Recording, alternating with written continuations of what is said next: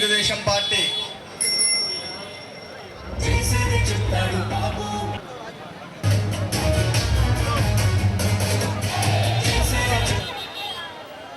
నలభై 44 వసంతాల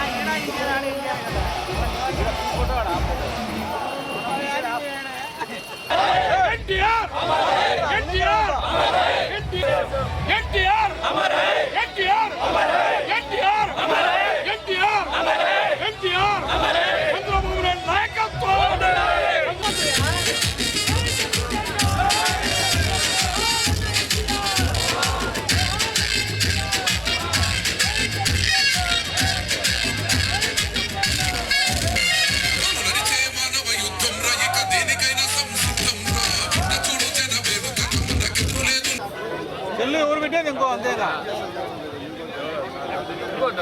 ముందు అంజి తీసుకో అంజి తీసుకుంటా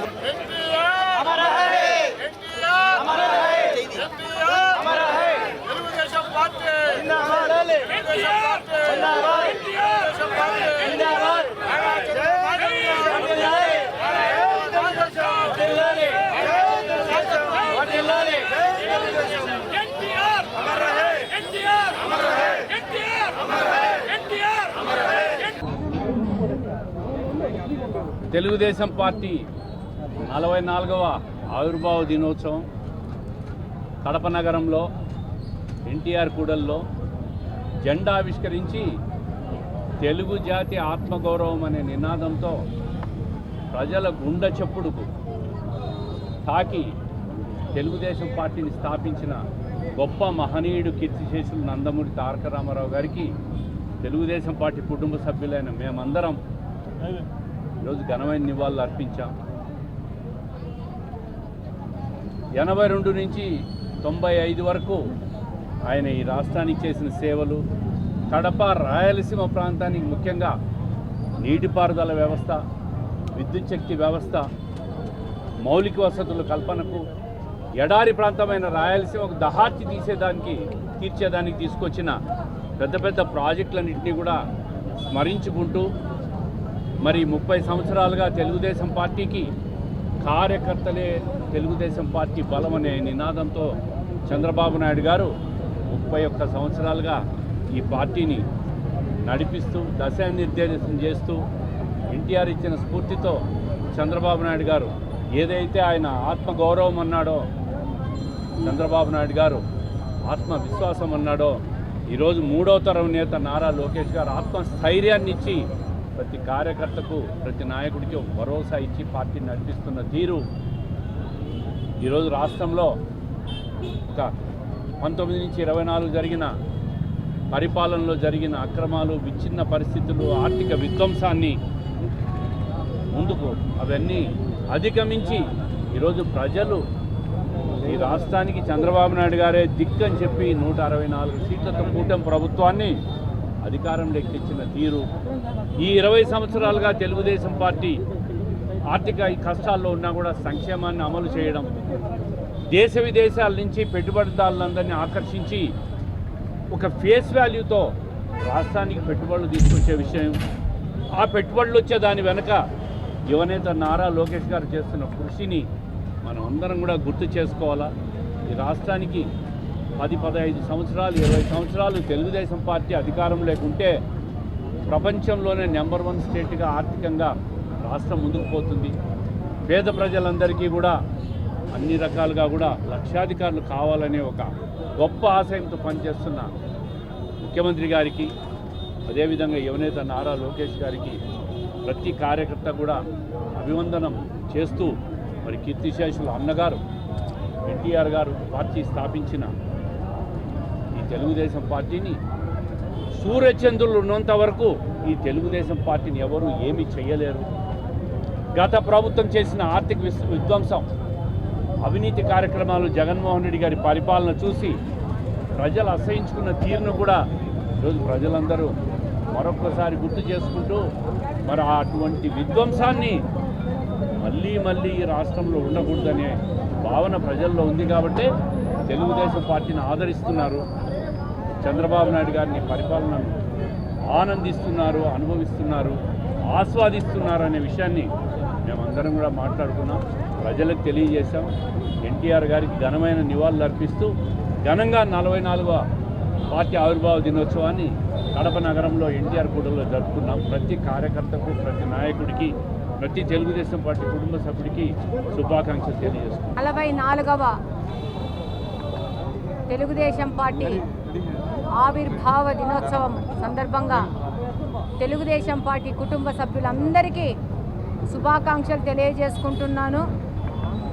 కడప నియోజకవర్గంలోని తెలుగుదేశం పార్టీ కుటుంబ సభ్యులకు అందరికీ మరీ శుభాకాంక్షలు తెలియజేసుకుంటున్నాను.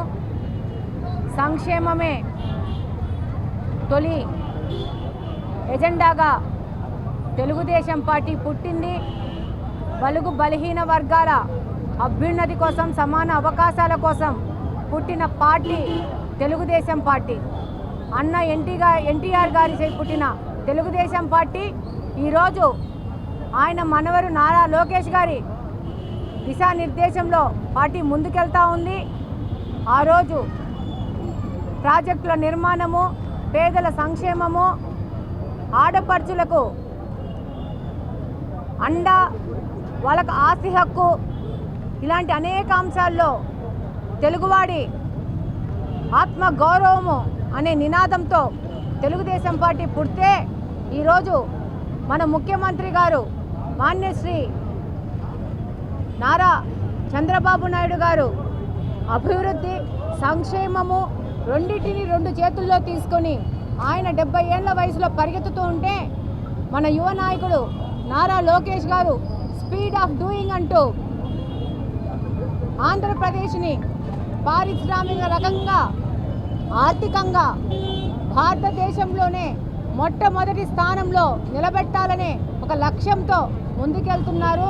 ఆయనని, మన నాయకులని ఆదర్శంగా తీసుకొని తెలుగుదేశం పార్టీలోని కుటుంబ సభ్యులందరూ వాళ్ళు చూపించిన మార్గంలో, వాళ్ళు చూపించిన దిశానిర్దేశంలో క్రమశిక్షణతో ముందుకు పోవాలని చెప్పి ఈ సందర్భంగా మా యొక్క అన్నదమ్ములకి, అక్కచెల్లెళ్ళకి మనవి చేసుకుంటా ఉన్నాను.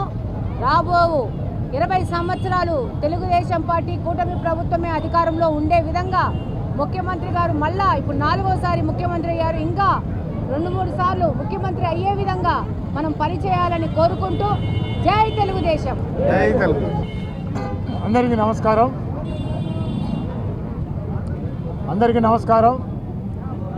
తెలుగుదేశం పార్టీ అన్న ఎన్టీ రామారావు స్థాపించినప్పుడు చాలామంది కాంగ్రెస్ పార్టీలో ఉన్న వాళ్ళందరూ కూడా ఇదేదో సినిమా పార్టీ, ఇది ఎక్కువ రోజులు ఉండదు, దీంట్లో ఎందుకు పోతారు అన్నప్పుడు మరి ఎన్టీ రామారావు గారు తెలుగువారి ఆత్మగౌరవం కోసం ఈ పార్టీని పెడతా ఉన్నాను, నాకు నా నందమూరి అభిమానులే నాకు కార్యకర్తలుగా మారి నన్ను అధికారంలోకి తీసుకొస్తారని చెప్తే ఆ రోజు యువకులందరూ కూడా రాజకీయాల్లో ఓలమాలు నేర్పించి చాలామందికి ఎమ్మెల్యేలు కానీ ఎంపీలు కానీ చేసే ఘనత తెలుగుదేశం పార్టీది. 83లో కానీ 85లో కానీ 94లో కానీ 99లో కానీ తెలుగుదేశం పార్టీ సునామీని సృష్టించి ఈ రాష్ట్రంలో ప్రభుత్వం అధికారం చేజిక్కించుకున్నాం. అలాగే 2014 నుంచి 2019 వరకు కూడా తిరిగి తెలుగుదేశం పార్టీ అధికారంలోకి వచ్చింది. 2019 నుంచి 2024 వరకు ఎన్నో ఆటుపోట్లకు గురై ఆర్థికంగా కానీ, శారీరకంగా కానీ, కుటుంబ వ్యవస్థలో కానీ చాలామంది నష్టపోయి జైల్లోకి పోయి కేసులు పెట్టించుకొని కోర్టు చుట్టూ తిరుగుతున్నటువంటి పరిస్థితుల్లో ఈ పార్టీ ఏమైతుందో అనుకునే అనుమానాలు ఉన్నప్పుడు మరి చంద్రబాబు నాయుడు గారు డబుల్ ఇంజిన్ సర్కార్ మరి పవన్ కళ్యాణ్, మోడీ గారిని కలుపుకొని ఇవాళ సునామీ 164 సీట్లలో మరి తెలుగుదేశం పార్టీ జెండా. తెలుగుదేశం పార్టీ అంటే కార్యకర్తల party, N T Rama Rao party booth స్థాయి నుంచి జిల్లా స్థాయి వరకు రాష్ట్ర స్థాయి వరకు నాయకత్వం ఉన్నటువంటి పార్టీ. ఎంతోమంది ప్రాంతీయ పార్టీలు పెట్టారు, కానీ కనుమరుగైపోయినారు. మనం అధికారంలోకి వస్తారని చెప్పి 2009లో ఒక స్థానిక రాజకీయ పార్టీ వస్తే మనమంతా చూసాం ఏ విధంగా కనుమరుగైపోయిందో. కాబట్టి ఈ దేశంలో కానీ రాష్ట్రంలో కానీ ఏదైనా చెక్కు చెదరకుండా ఒక ప్రాంతీయ పార్టీ 10 కాలాల పాటు 44 సంవత్సరాల సుదీర్ఘ జీవితంలో ప్రాణం పోసుకుంటూ ముందుకు పోతున్నారంటే అది ఒక తెలుగుదేశం పార్టీ, అన్న ఎన్టీ రామారావు స్థాపించిన పార్టీ, బడుగు బలహీన వర్గాల పార్టీ, కార్యకర్తల పార్టీ, నందమూరి అభిమానుల పార్టీ.